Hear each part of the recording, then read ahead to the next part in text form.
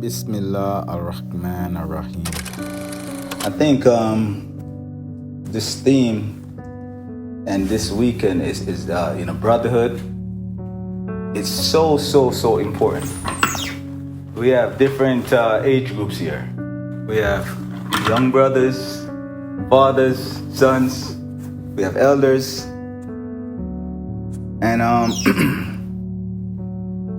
we have to really take the opportunity that we've been given from all the experiences that each one of us have had to make sure that we can pass on like the richness of knowledge and experiences that we've garnered, especially to the younger generation. So, we don't end up like just spinning the cycle and doing the same things over and over again. So, as brothers, we're not made to walk alone. We're not placed in these bodies, in this country, in this century, to simply survive. We are sent here to build. That's what Allah sent us here to do. We're here to build, to bond, to rise as brothers, black, bold, believing. But the truth is, too many of us are islands. Too many of us are isolated, in pain, too proud to ask for help, too hurt to offer it. But let me ask you this. When did we stop seeing each other as reflections of ourselves? You see, the world profits from our division. They fear what we could become if we ever truly united. And we all talk about it. Different generations of leaders have come. If we ever locked arms, not in protest, but in purpose. If we ever linked hearts, not in hatred, but in healing. If we ever lifted voices, not in vengeance, but in victory, that would shake this entire system. And it starts with brotherhood. It truly starts with brotherhood. Not the shallow kind though. Not the Instagram shout out kind. Not the eat selfie kind. Or the Masjid, drop kind. Right? I'm talking about the brotherhood that corrects in private and protects in public. That means I can't be somewhere and someone's talking bad about Maurice and I know he's my brother and I'm there nodding my head with it. I gotta protect it. Because I don't know him to be anything but a good brother. The brotherhood that reminds us who and what we are when the world tries to make us forget.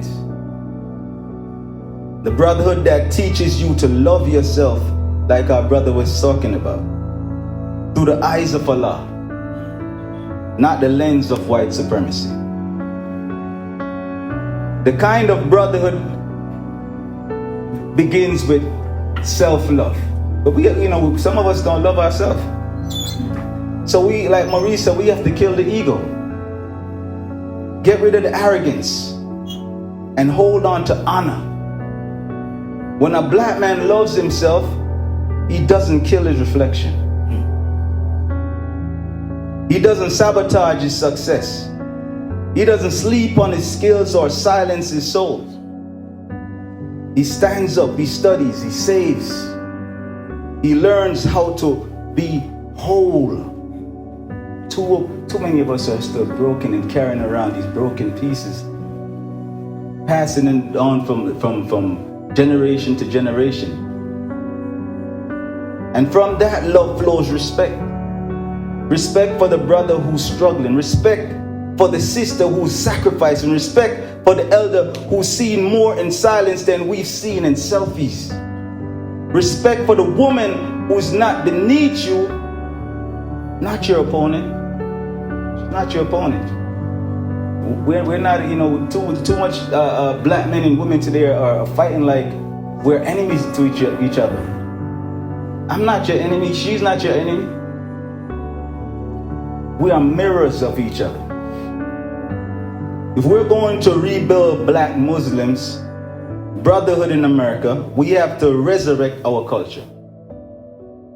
Not the culture of consumption, not the culture of clout, but the culture of connection. We, as black people, we're people of rhythm, people of rhyme and resilience. You know, we come from griots. I'm a poet myself. You know, we have storytellers, thinkers, builders, fighters, fathers. But we must pass that culture down to our youth. We have to let the youth hear the drums of dignity again. We have to let the old heads share the maps of manhood again. Right? So let us sit circle to circle like we're doing tonight. Soul to soul, and share what we've learned so that they don't have to learn it all through pain. My young brother, I know you're tired. I can see it. I'm tired too. We all are tired. Probably all want to go to bed. But you know, our young boys, our sons, they need tools, not just rules. Can't just like, you know, don't do this, don't do that. We have to give them tools. Tools that we have learned how to master through the mistakes that we've made and through the victories that we've gained. Teach them how to, you know, what to do with money. Teach them the value of owning real estate, of investing, how to use the credit. You know, these are the things we have to teach them. Some of us have good credit and we won't add one of these young men on it so they can build some credit through us. This is what we're going to have to do if we're going to catch up. Because the world is moving at a lightning pace. The days are getting shorter and shorter. So I just want to encourage us, you know, to take what we're saying tonight and put it into practice. Because mere belief counts for nothing unless it's put into practice. Alhamdulillah.